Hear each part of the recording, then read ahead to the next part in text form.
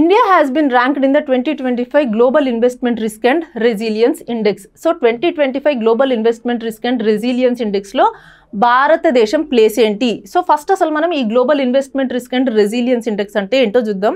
అది ఎవరు రిలీజ్ చేస్తారో చూద్దాం. సో ఈ global investment index and resilience ఇండెక్స్ని Henley and partners and Alpha Geo వాళ్ళు సంయుక్తంగా ఈ ఇండెక్స్ని రిలీజ్ చేస్తారనమాట. ఏంటి ఈ ఇండెక్స్ అంటే, ఏదైనా కంపెనీ వచ్చి ఒక కంట్రీలో ఇన్వెస్ట్మెంట్స్ చేస్తుంది అంటే వాళ్ళు ఆ ఇన్వెస్ట్మెంట్ చేసిన దానికి ఖచ్చితంగా ప్రాఫిట్స్ చూస్తారు. So first of all investment చేసే ముందు వాళ్ళు ఏం ఆలోచిస్తారు?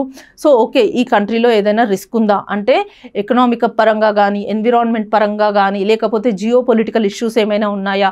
సో ఇలాంటి రిస్క్స్ ఏమైనా ఉంటే వాటి నుంచి వీళ్ళు ఆ రిస్క్ని ఎలా మేనేజ్ చేస్తున్నారు, ఎలా హ్యాండిల్ చేస్తున్నారు, దాని నుంచి ఎలా రికవర్ అవుతున్నారు, ఈ పారామీటర్స్ అన్నీ చూస్తుంది అనమాట ఏదైనా కంపెనీ ఇన్వెస్ట్మెంట్ చేసే ముందు.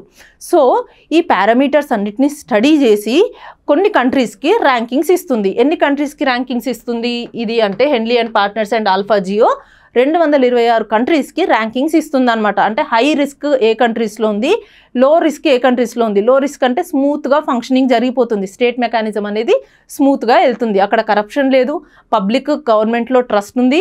సో ఆ పర్టికులర్ కంట్రీలో మంచిగా అన్నీ జరుగుతున్నాయి, అంటే ఎవ్రీథింగ్ ఎకానమీ అనేది బాగా మేనేజ్ అవుతుంది అని మంచి కంట్రీస్కి టాప్ ర్యాంక్స్ అలాంటి కంట్రీస్కి ఇస్తారనమాట. సో టాప్ ప్లేస్లో ఏది ఉందో చూద్దాం. మన ఇండియా ప్లేస్ చూసే ముందు టాప్ ప్లేస్లో ఏ కంట్రీస్ ఉన్నాయో చూద్దాం. టాప్ ప్లేస్లో వచ్చేసి స్విట్జర్లాండ్ ఉంది. స్విట్జర్లాండ్ ఫస్ట్ ప్లేస్లో ఉంది. నెక్స్ట్ వచ్చేసి డెన్మార్క్, నార్వే, సింగపూర్. సో ఇవి టాప్ ప్లేస్లో ఉన్న కంట్రీస్ అనమాట. అండ్ మన ఇండియా ర్యాంక్ వచ్చేసి 155th పొజిషన్. సో మన ఇండియా 155వ పొజిషన్లో ఉంది. అంటే మన దగ్గర రిస్క్ మేనేజ్మెంట్ సరిగ్గా లేదు అని అర్థం.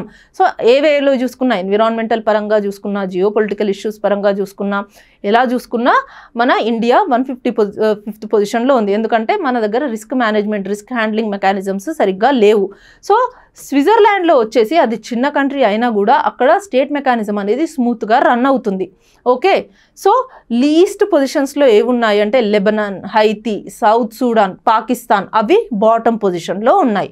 సో ఇవి top countries. Pakistan, south Sudan, Lebanon, Haiti ఇవి బాటమ్ కంట్రీస్. అండ్ మన ఇండియా పొజిషన్ వచ్చేసి 155th పొజిషన్.